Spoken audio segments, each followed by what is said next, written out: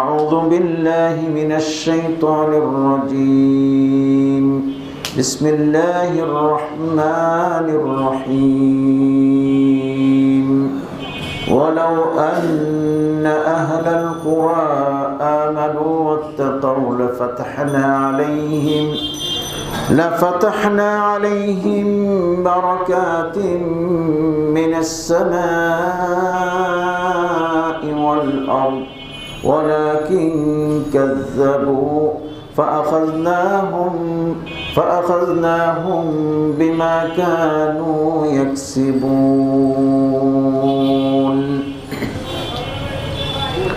نحمده ونصلي على رسوله الكريم وبعد যাবতীয় তারিফ প্রশংসা গুণগান এবং সাজদা শুকর আমরা সকলেই আদা করি মহান রব্বুল আলামিনের জন্য, যিনি আমাদেরকে বিভিন্ন নিয়ামত দিয়ে ধন্য করেছেন। আমরা যে মহান রব্বুল আলামিনের অসংখ্য নিয়ামত ভোগ করে দুনিয়ায় জীবন যাপন করছি এবং পরকালেও অফুরন্ত নিয়ামত আমাদের জন্য রেখেছেন, সেই দয়াময় মহান রব্বুল আলামিনের জন্য আমরা প্রশংসা জ্ঞাপন করে সকলেই বলি আলহামদুলিল্লাহ। দরুদ এবং সালাম বিশ্ব নবী, সর্বযুগের সর্বসেরা নবী এবং মানব মুহাম্মদ মুস্তাফা আহমদ মুজতবা সাল্লাল্লাহু আলাইহি সাল্লামের প্রতি সকলেই বলি সাল্লাল্লাহু আলাইহি ওয়াসাল্লাম। সম্মানিত মুসল্লিবৃন্দ, আয়াতে কারিমা পাঠ করেছি সূরা আল আরাফ থেকে, মহাগ্রন্থ আল কোরআনুল কারিমের সূরা আল আরাফ। এই সূরা থেকে একটি আয়াতে কারিমা তেলাওয়াত করেছি। এই আয়াতকে সামনে রেখে আজকের খুতবায় আলোচনা করার চেষ্টা করব ইনশাআল্লাহ। ওয়া মা তাওফীকি ইল্লা বিল্লাহ। বিষয়বস্তু বরকত বা বরকত লাভের উপায়, অথবা কি করলে বরকত নষ্ট হয়ে যায়, এই মোটামুটি আজকে আলোচনার বিষয়বস্তু। বরকত শব্দটি মূলত আরবি শব্দ বারাকাতুন বা আল বারাকা, অর্থাৎ জানি না আমি সদ্য এই বিষয়ের উপর আলোচনা করেছি না, খুব একটা মনে পড়তেছে না, যদি করে থাকি মাফ করবেন, রিপিট হবে।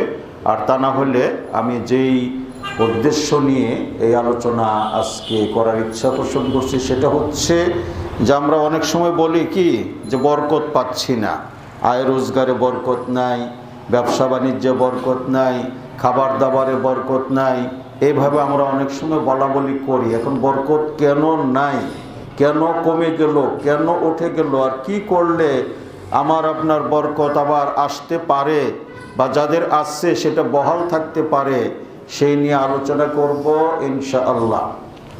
তো এই বরকত শব্দটি বারাকাতুন আরবি শব্দ যদিও, কিন্তু বরকত আমরা বুঝি বাংলায় বহুল এবং ব্যাপক প্রচলিত বা ব্যবহৃত শব্দটি, সুতরাং এই বরকত আমরা বুঝি এবং এটি আমরা যে কথাটি বললাম যে রীতিমতোই আমরা বলে থাকি যে বরকত নাই। তো বরকত আমরা বেশিরভাগ আমরা বুঝি যে আয় রোজগারে বরকত নাই বা খাবার দাবারে বরকত নাই, কিন্তু বরকত আরও অনেক বিষয়ের মধ্যে নিহিত, যেমন বয়সের মধ্যে, হায়াতের মধ্যেও বরকত, হ্যাঁ এটা আসছে। এরপরে কাজ কামের মধ্যে বরকত, যেমন অনেক কঠিন কাজ, অনেক বড় কাজ অল্প সময়ের মধ্যে সহজে অনেক সময় করা সম্ভব হয়। এটি কি কাজের মধ্যে আল্লাহ বরকত দিয়েছেন, সহজ করে দিয়েছেন, এই জন্য সম্ভব হয়।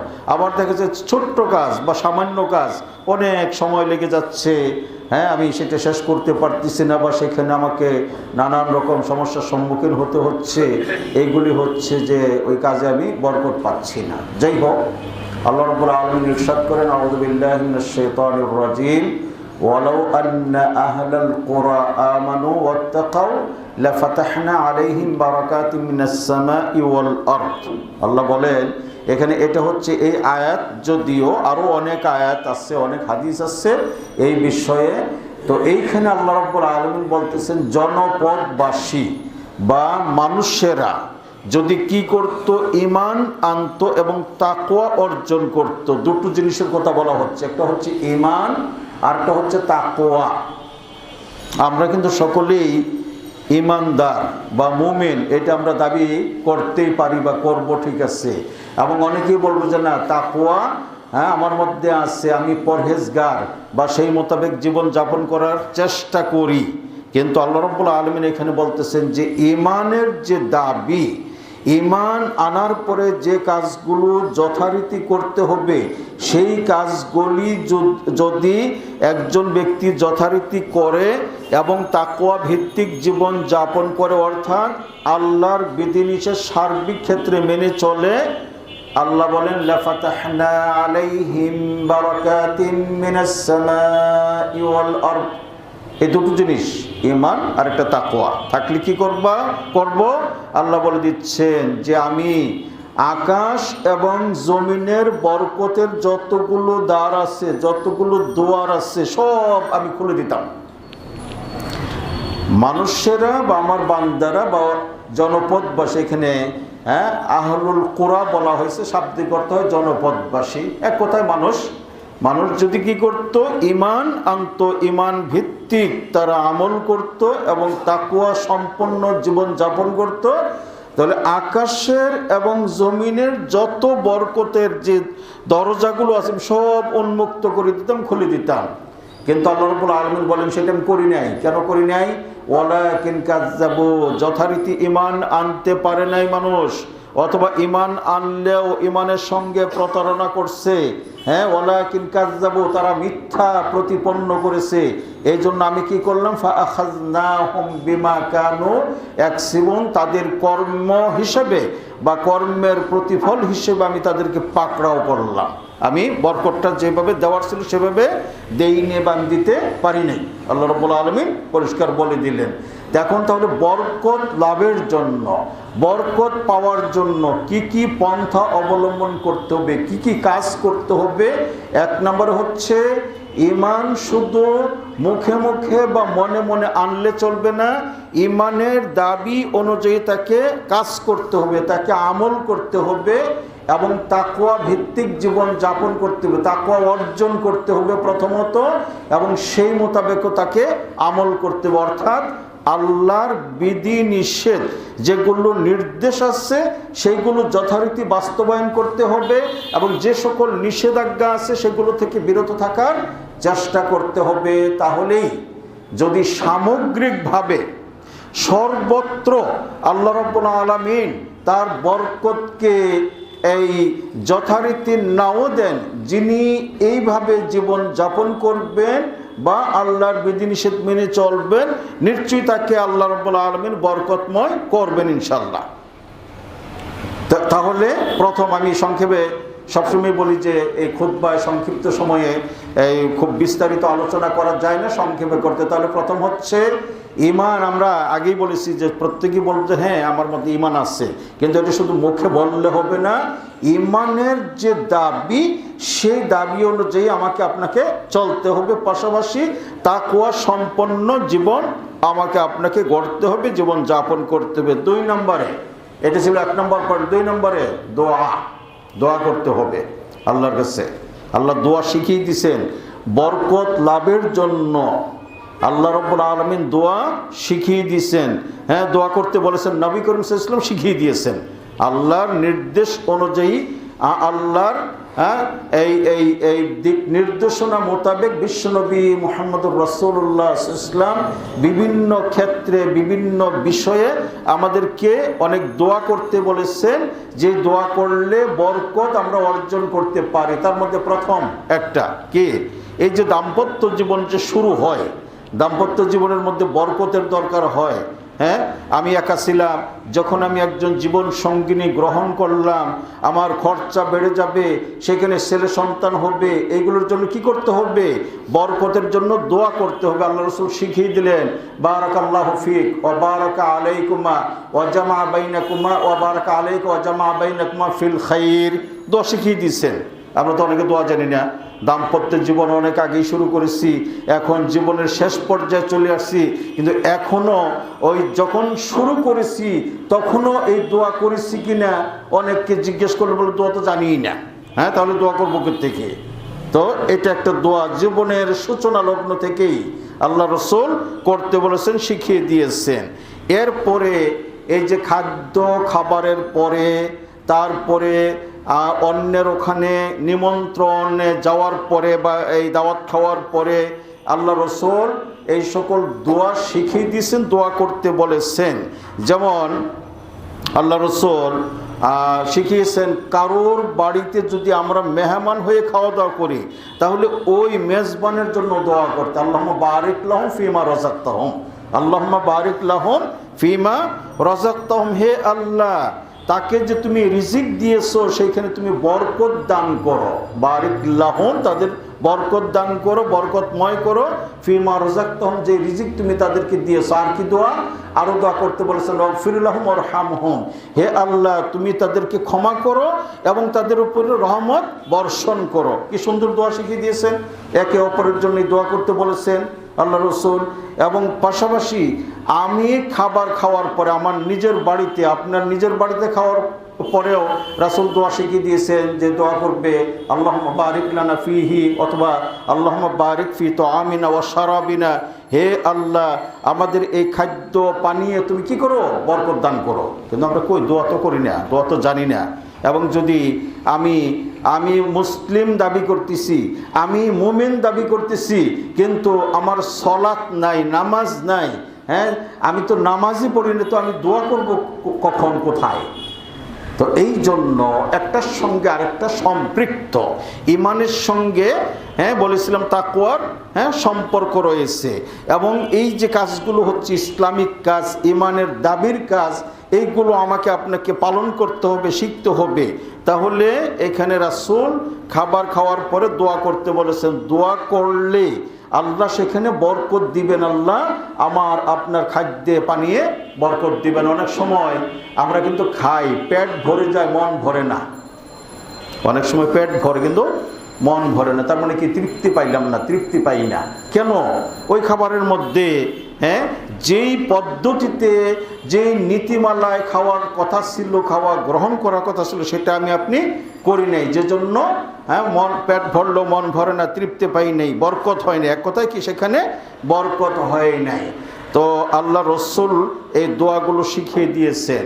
এবং ওয়াকানা সাল্লাল্লাহু আলাইহি ওয়াসাল্লাম ইউতা বিল আতফাল ফায়াদউ লাহুম বিল বারাকা, নবজাত শিশু নতুন জন্ম লাভ করেছে, এটা কিন্তু এই রেওয়াজটা শুধু আমাদের দেশে আছে, আবার কিছু কিছু কমেও গেছে, যে বাচ্চা ভূমিষ্ঠ হওয়ার পরে একজন কি যোগ্য আলেমের কাছে নিয়ে তার জন্য একটু কি দোয়া নেয়া। এটা কি রাসূলের কাছে, কানা ইসলাম ইউতা বিল আতফাল, রাসূলের কাছে বাচ্চাদেরকে নিয়ে আসা হতো ভূমিষ্ঠ হওয়ার পরে। তারপর রাসূল কি করতেন? ফায়াদউ লাহুম বিল বারাকা, রাসূল বরকতের দোয়া করে দিতেন ওই বাচ্চার জন্য। হে আল্লাহ তুমি বাচ্চার হায়াতে তুমি বরকত দিও, তুমি তার ইলমে তা বরকত দিও, ইত্যাদি দিয়ে রাসূল দোয়া করে দিতেন। কিন্তু কই আমরা এগুলো করি না। এরপরে যখন বাগানে বা ক্ষেতে নতুন কোনো ফল ফ্রুট হতো তখন রাসূলের কাছে নিয়ে আসা হতো। রাসূলের কাছে নিয়ে আসলে রাসূল কি করতেন? সেটার জন্য বরকতের দোয়া করতেন। এবং যেটুকু নিয়ে আসতো কোনো লোক, সেইটুকু দোয়া করে বাচ্চারা থাকলে ওখানে আশেপাশে বাচ্চাদেরকে রাসূল দিয়ে দিতেন, খাওয়াই দিতেন। এটা ছিল রাসূলের আমল। কিন্তু আমরা অনেকে জানিও না, জানলেও করি না বা গুরুত্ব দিচ্ছি না। এরপরে আল্লাহ রসুল সাল্লাল্লাহু আলাইহি সাল্লাম দোয়া করেছেন মদিনার জন্য, মদিনার ফল ফ্রুটের জন্য। এখানে একটা বর্ণনায় পাওয়া যায় আল্লাহ রসুল দোয়া করেছেন যে হে আল্লাহ, ইব্রাহিম আলাইহিস সালাতু ওয়াস সালাম তোমার খলিল, তোমার বান্দা, আব্দুকা ওয়া খালিলুকা, ইব্রাহিম যেভাবে দোয়া করেছেন মক্কার জন্য, এবং তার দোয়ার বদলে তুমি মক্কা নগরীকে তুমি বরকতময় করেছো, অনুরূপ হে আল্লাহ মদিনার জন্য আমি দোয়া করছি, মদিনাতে তুমি বরকত দান করো। মক্কায় কি হলো? ইব্রাহিম আলাইহিস সালামের দোয়াতে ওই যে বিবিকে, তার স্ত্রীকে এবং শিশুপুত্র ইসমাইলকে রেখে আসলেন। আল্লাহর ভাষায় বলছেন রব্বানা ইন্নী আসকানতু মিন যুররিয়াতি বিওয়াদিন গায়রি দি যারইন ইনদা বাইতিকাল মুহাররাম।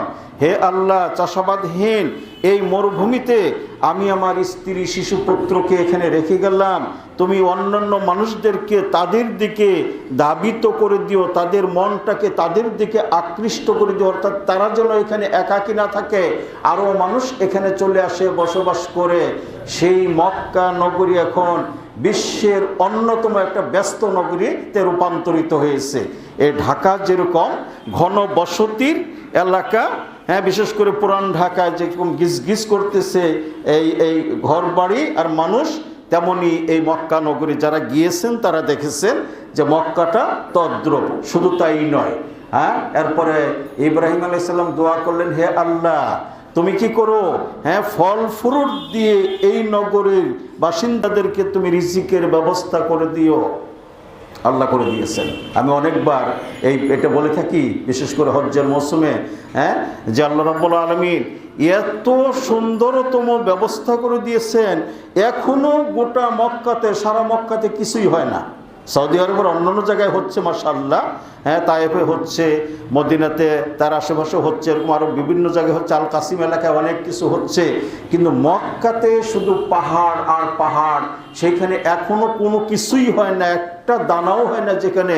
আর সেই মক্কা নগরীর লোকেরা সারা বিশ্বের মধ্যে আমার মনে হয় সবচেয়ে স্বাচ্ছন্দ্যে জীবনযাপন করতেছে, আলহামদুলিল্লাহ। হ্যাঁ, এই মক্কার লোকেরা কি ইব্রাহিম আলাইহিস সালাম সেই দোয়া করে গেছেন, সেই দোয়ার বরকতে, দোয়ার বদলতে তাদের এই বরকত চলছেই তো চলছে।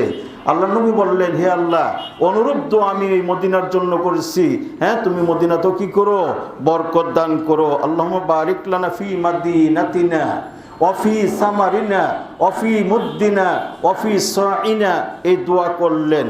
আল্লাহ ওই যে বলেন না, বরকত ঢেলে দিয়েছেন একবারে সেখানেও। হ্যাঁ, শুধু মদিনাতেই, হ্যাঁ, অনেক প্রকারের খেজুর হয়। সবচেয়ে উন্নত কোয়ালিটির যে খেজুরটা আল আজওয়া, যার ফজিলত হাদিসে বর্ণনা করা হয়েছে, সেই আজওয়া খেজুরটা এই মদিনাতেই হয়ে থাকে। এবং শুধু মদিনা মুনাওয়ারাতে 120 কোয়ালিটির খেজুর হয়, শুধু মদিনাতে 120 কোয়ালিটির। কিগুলো? এগুলো হচ্ছে বিশ্বনবী মুহাম্মদুর রাসূলুল্লাহ সাল্লাল্লাহু আলাইহি ওয়াসাল্লামের দোয়ার বরকতে আল্লাহ রাব্বুল আলামিন এই বরকত দিয়েছেন, বদৌলতে এই বরকত আল্লাহ রাব্বুল আলামিন দিয়েছেন। তো দোয়া করতে বলেছেন, আমরা তো দোয়া করি না, নিজের জন্যও করি না, আর অন্য ভাইয়ের জন্য করি না, আমরা এগুলো করতে জানিও না, কাজেই বরকত মুক্ত হয়ে যাচ্ছি, বরকত পাচ্ছি না। এরপর আরেকটা জিনিস, আমরা একটা হচ্ছে অর্জন করি, আমরা কামাই করি একটা কি সম্পদ, আরেকটা হচ্ছে অনেক সময় কিছু জিনিস আমরা এই এমনি আমরা সকলে না পেলেও কিছু মানুষ সেটা পেয়ে থাকে, সরকারিভাবে পেয়ে থাকে বা সামাজিকভাবে পেয়ে থাকে, বা একজনের কাছ থেকে আরেকজন উপঢৌকন স্বরূপ, হাদিয়া স্বরূপ পেয়ে থাকে। যে কোনো সম্পদ পাওয়ার ক্ষেত্রে আল্লাহ নবীর নির্দেশ হলো মনের সন্তুষ্ট চিত্তে তুমি সেটাকে গ্রহণ করবে। ওই জিনিসটা গ্রহণ করতে যে তুমি কি করবে না, হ্যাঁ, পাড়াবাড়ি করবে না, হোড়াহুড়ি করবে না। অনেক সময় দেখা যায় এক জায়গায় একটা অনুষ্ঠান হচ্ছে, একটা অনুষ্ঠান, হ্যাঁ, সেখানে মনে করুন যে প্যাকেট জাত করে খাবারটাকে বিতরণ করা হচ্ছে, প্যাকেটিং, হ্যাঁ, করে। তো সেখানে দেখা যাচ্ছে মানুষ কি, হ্যাঁ, এই উপচে পড়তেছে বা সেখানে পাড়াবাড়ি করতেছে, মারামারি করতেছে, এরকম হচ্ছে। আল্লাহ রাসূল এটাকে নিষেধ করে দিয়েছেন, যদি এরকম করো তাহলে তুমি বরকত পাবে না, বরকত নষ্ট হয়ে যাবে। এটা কিন্তু আমাদের মাঝে রীতিমতোই দেখা যায়, এক জায়গায় কোনো খাবারের ব্যবস্থা করা হয়েছে, দাওয়াতের হোক যেটাই হোক, কে আগে বসবো, কে কত বেশি নিতে পারবো, এটা নিয়ে আমরা যেন প্রতিযোগিতায় লিপ্ত হয়ে যাই। আল্লাহ রাসূল এখানে হাদিসে বলেন, হাকিম বিন হিজাম একজন সাহাবী, তার থেকে হাদিস বর্ণিত, তিনি বলছেন, ইয়া হাকিম, ইন্না হাযাল মাল খাদিরাতুন হুলওয়াতুন ফামান আখাযাহু বিসাখাওয়াতি নাফসিন বুরিকা লাহু ফীহি। হে হাকিম, এই যে দুনিয়ার যে সম্পদ, এই সবুজ শ্যামল এবং এগুলো কি সুস্বাদু এই জিনিসগুলো, এটাকে যে মনের এই শান্তি মনে বা স্বাচ্ছন্দ্য মনে গ্রহণ করবে, তার মধ্যে সেটাকে বরকত দেওয়া হবে। আর যদি কেউ কি করে, এটাকে অনিয়ম করে যদি কেউ গ্রহণ করতে যায়, আল্লাহ রসুল বলেন লাম ইউবারাক ফিহি, সেখানে বরকত দেওয়া হবে না। এবং দৃষ্টান্ত দিয়েছেন যে গ্রহণ করলেও বা সেটা সে প্রাপ্ত হলেও তাকে বরকত দেওয়া হবে না। যেমন বলেছেন কাল্লাযী ইয়াকুলু ওয়ালা ইয়াশবা, একজন খেলো কিন্তু তৃপ্ত হলো না, তৃপ্তি পেল না, ওরকম সে জিনিসটা পেল ঠিকই কিন্তু ওর মধ্যে সে বরকত পাবে না, বাটিতে খুব একটা উপকার সাধন করতে পারবে না। এরপরে এটা হচ্ছে বলছিলাম 3 নম্বর পয়েন্ট, যে আমি আপনি যেটা অর্জন করতেছি সেটা তো করতেছি কষ্ট করে, সেটার প্রতি আমার আন্তরিকতা থাকবে, কিন্তু অন্যান্য এরকম যদি কোনো সময় কোথাও ঘটে সেখানেও আমাকে আপনাকে ধৈর্যের পরিচয় দিতে হবে এবং এই মানবতার পরিচয় দিতে হবে এবং আল্লাহর নিয়ামত আমি পাচ্ছি সেটার সঙ্গে সৎ ব্যবহার করতে হবে, সেখানে পাড়াপাড়ি হোড়াহুড়ি করা যাবে না। এরপরে আরেকটি বিষয় অত্যন্ত গুরুত্বপূর্ণ, এটা হচ্ছে 4 নম্বর পয়েন্ট, সত্যবাদিতা বা সততা বজায় রাখতে হবে। আমি ব্যবসা বাণিজ্যের মাধ্যমে আমি আয় উপার্জন করি অথবা চাকরি বাকরির মাধ্যমে হোক, ক্ষেত খামার করে হোক, যে কোনো পন্থায় আমি আয় রোজগার করি না কেন সেখানে সততা বা সত্যবাদিতা বজায় রাখতে হবে। আমি মিথ্যার আশ্রয় নিব, অন্যায়ের আমি আশ্রয় নিব, তাহলে কোনো দিন বরকত আমি সেখানে লাভ করতে পারবো না।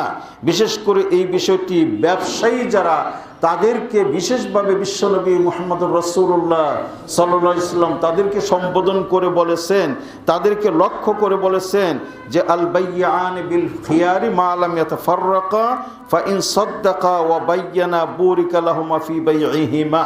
ক্রয় বিক্রয়ের সময় উভয়কেই বলা হয়েছে, একজন বিক্রেতা আরেকজন ক্রেতা, বিক্রেতার সম্পদের মধ্যে পণ্যের মধ্যে কোনো রকমের যদি ত্রুটি বিচ্যুতি থাকে তাহলে সে বলে দিবে, এবং যে ক্রয় করতেছে তারও এই ক্রয় করার মধ্যে কোনো রকমের ধোঁকাবাজি সে গ্রহণ করতে পারবে না।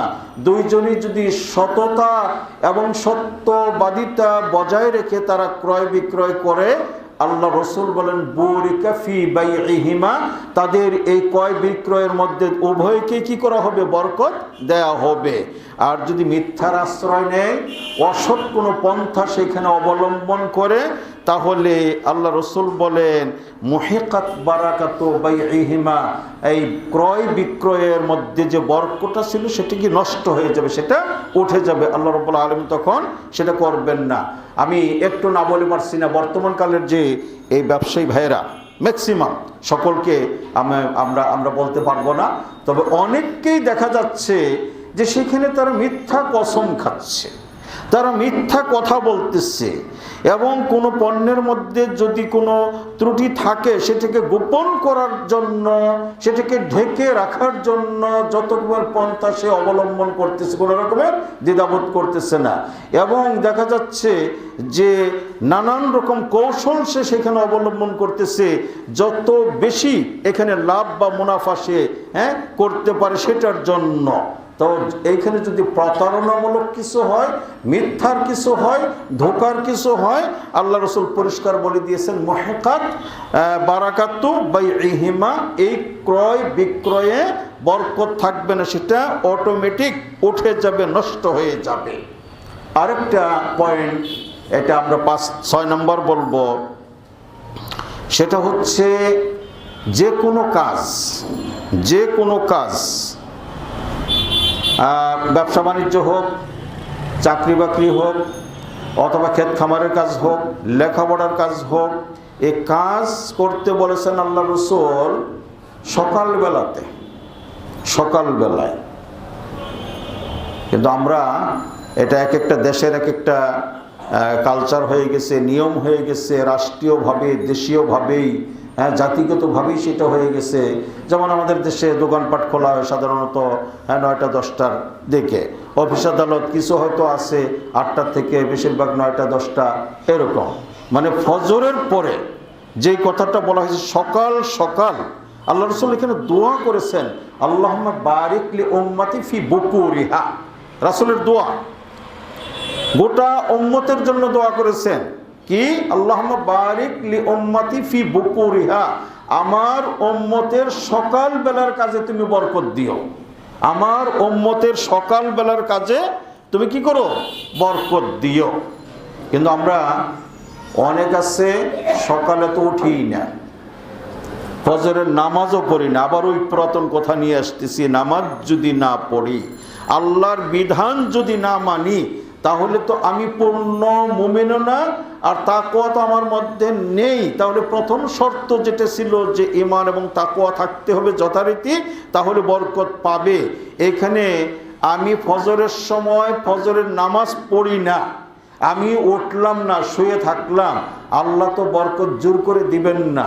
আল্লাহ রসুল দোয়া করেছেন, আমার উম্মতের সকালের কাজে তুমি কি করো, বরকত দিও। একটা আরেকটা হচ্ছে রাসূল এখানে বলেছেন যে নাহান নাবিয়্যুস ইসলামা আনিন নাওমি ক্বাবলাল ইশা ওয়াল হাদিসি বাদা। ইশার সালাতের পূর্বে মানুষকে ঘুমাতে নিষেধ করেছেন এবং ইশার সালাতের পরে গল্প গুজব করতে, আড্ডা দিতে নিষেধ করেছেন। ভালো করে খেয়াল করবেন, ওই যে সকালের ওটার সাথে এটারও সম্পর্ক রয়েছে। আমরা কিন্তু উল্টা করতেছি, ঈশার পূর্বে হয়তো বেশি একটা আমরা ঘুমাই না। ঈশার পূর্বে কেন ঘুমাইতে নিষেধ করেছেন? যে তাহলে ঈশার সালাত সে পড়তে পারবে না, যদি নামাজিও হয় তাহলে হয়তো পড়তে পারবে না অথবা সময় মতো পড়তে পারবে না। তবে একটা মাস আছে, সেই মাসে অনেকেই আমরা একটু শুয়ে পড়ি। কোনটা? রমাজান মাস। রমাজান মাসে সারাদিন রোজা রাখার পরে ইফতার যখন করি, ইফতার করার পরে স্বাভাবিকভাবে একটা ক্লান্তি আর একটু বেড়ে যায়। এই ক্লান্তি বেড়ে যাওয়ার কারণে যে একটু শুয়ে নেই, অনেকে কিন্তু শুইলে তো শুলে আর উঠতে পারতেছে না। কিন্তু রাসূল কি করেছেন? সব সময়ের জন্য নাহান নবী ইসলাম আনিন নাওমি ক্বাবলাল ইশা, ইশার পূর্বে ঘুমাতে বা শুইতে নিষেধ করেছেন। এবং ইশার পরে কথা বলতে, গল্প গুজব করতে, আড্ডা দিতে নিষেধ করেছেন। এটা আমরা রীতিমতো করি। এটা আমরা রীতিমতো করতেছি। এক শ্রেণীর মানুষ, নামাজি মানুষ, কিন্তু সারাত গল্প করতেছে, বা এমন কিছু কাজ করতেছে যে কাজটা দিনে করলে পারে সেটা না করে রাত্রে করতেছে। করতে করতে করতে করতে হয়তো ফজরের পূর্বে শুনলো, শুয়ে আর ফজরে উঠতে পারলো না, ফজরের নামাজটা তার মিস হলো, অথবা ফজর পর্যন্ত কষ্ট করে সে আমি করতেছি কিন্তু উল্টা। তাহলে ঈমানের দাবিটা আমার কোথায় থাকলো এবং তাকওয়ার আমার পরিচয়টা আমি কোথায় দিলাম? আল্লাহর নির্দেশকে আমি উপেক্ষা করতেছি, অমান্য করতেছি, আল্লাহর নির্দেশের উল্টা করতেছি। পাশাপাশি এখানে আরো কিছু বিষয় বলা হয়েছে। বিশেষজ্ঞরা বলেছেন, একদিকে আল্লাহ রাত্রিকে করেছেন আরামের জন্য, ঘুমের জন্য, নিদ্রার জন্য, আর দিনকে করেছেন তার কাজ কামের করে জীবিকা নির্বাহের জন্য। আর রাসূল কি করলেন? এশার পরে গল্প গুজব করতে, আড্ডা দিতে নিষেধ করেছেন। আমরা ওই যে যারা খেলা দেখতে অভ্যস্ত, আমরা সারা রাত্রি খেলা দেখতেছি বা টিভি দেখতেছি, মা বোনেরাও দেখতেছে, এই সিরিয়াল দেখতে হয়েছে, সিরিয়াল দেখতেছি, এটি তো এখন মানুষের জন্য নিত্যদিনের একটা পেশা হয়ে গেছে এবং নেশাও হয়ে গেছে। নেশাও হয়ে গেছে। তো এটা আমরা করতেছি। আর বিশেষজ্ঞরা বলেছেন এখানে একটা হচ্ছে ফজরের পর, একটা জোহরের পর, একটা আসরের পর।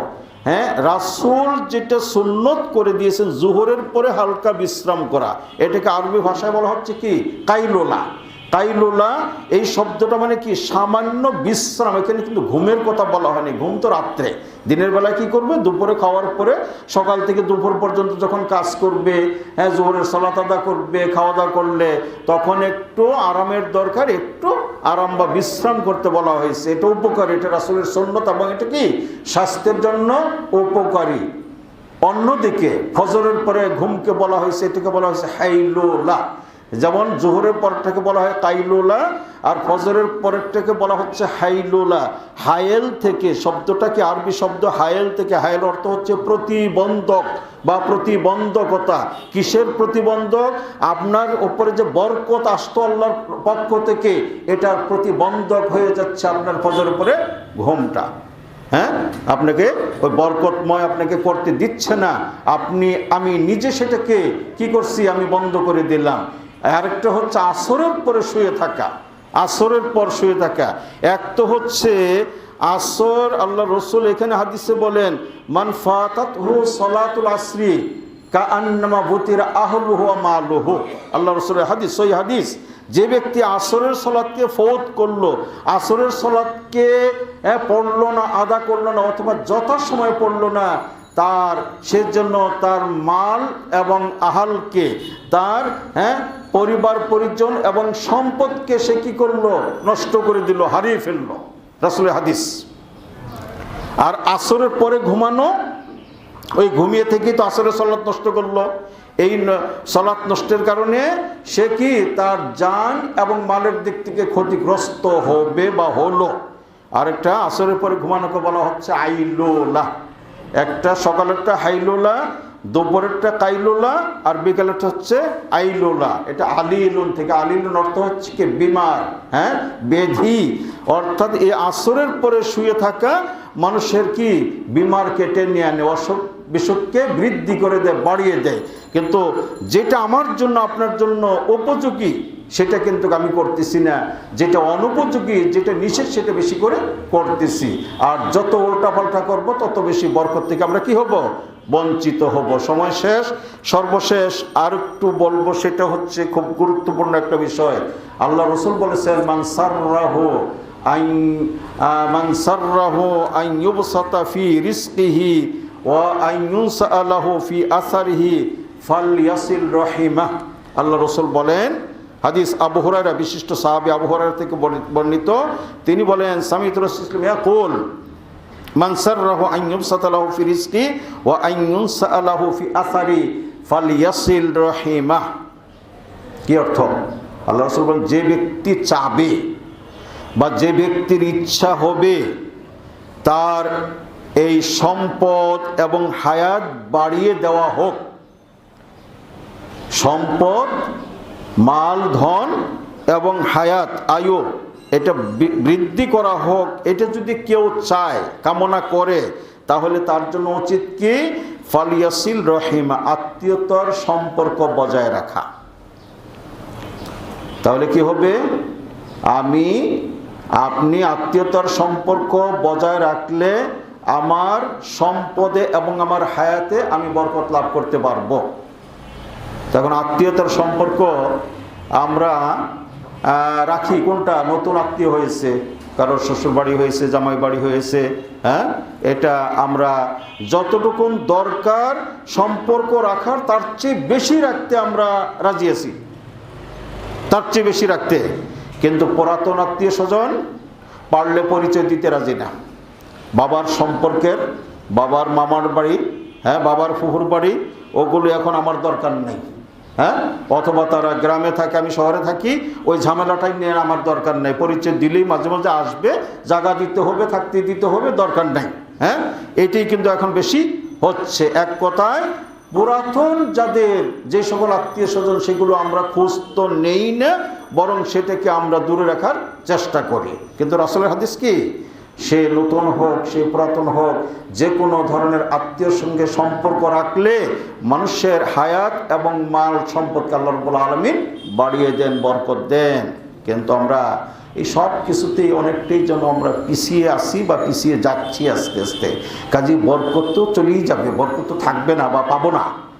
আর সর্বশেষ, যে কোনো পাপের কাজের সঙ্গে সম্পৃক্ত থাকবো আমরা, যে কোনো পাপের কাজ আমার আপনার দ্বারা সংগঠিত হবে, আল্লাহ বরকত দিবেন না।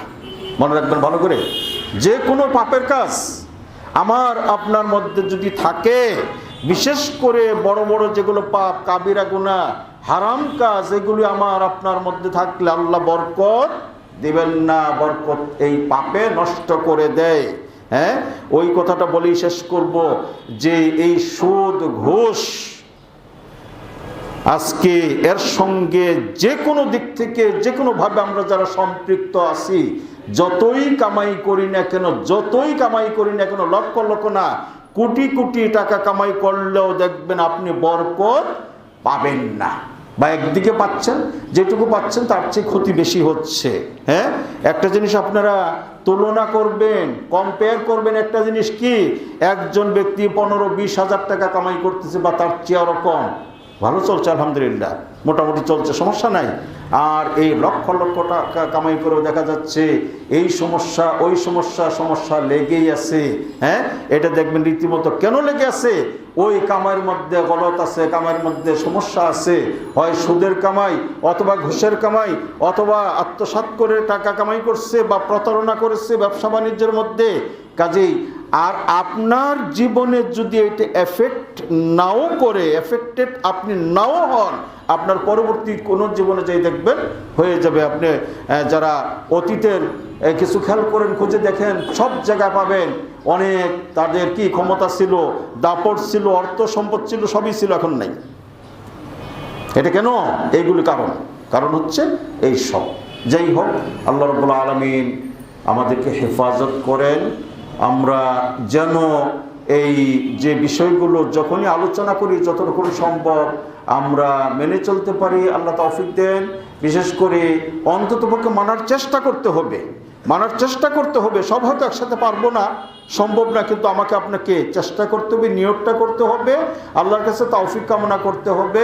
আল্লাহ যেন আমাদের হায়াতে, আমাদের আয় রোজগারে, আমাদের ব্যবসা বাণিজ্যে আল্লাহ যেন বরকত দান করেন, আমাদের জীবনটাকে যেন বরকতময় করেন।